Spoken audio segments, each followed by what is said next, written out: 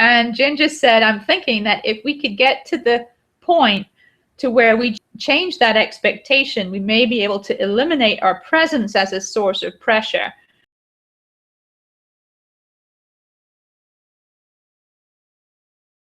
What I have found is that the trust factor is increased so dramatically from where we are now, where I am with Chase and so on, and other horses too, but with Chase now compared with what we had, the level of trust that we had before, and also the level of respect. But the level of respect is coming out of the trust, and not not from the escalation and the discipline and so on.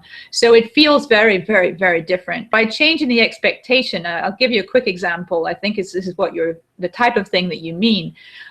Let's take the example of a horse that's tied. A horse is tied to a post and gets surprised by something and starts to pull back. So the horse is again already under an increased perception of pressure, and one of the problems when we're under pressure is that it's harder to think, isn't it, for us and for them too. So, and what do? We've seen this happen, and probably have done this at some point in our lives, is hurry to go and untie the horse, right?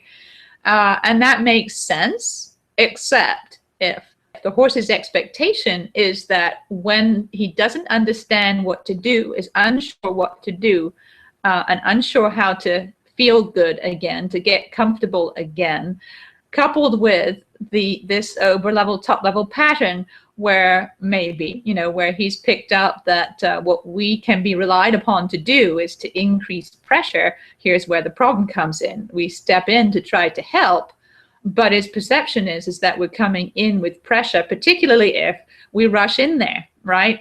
So that's the type of thing where that changes, because if the expectation isn't that we're going to make things, essentially add discomfort to a situation, even though we wouldn't be obviously intending to do that in that circumstance, but it's the pattern, right, that they can go off sometimes.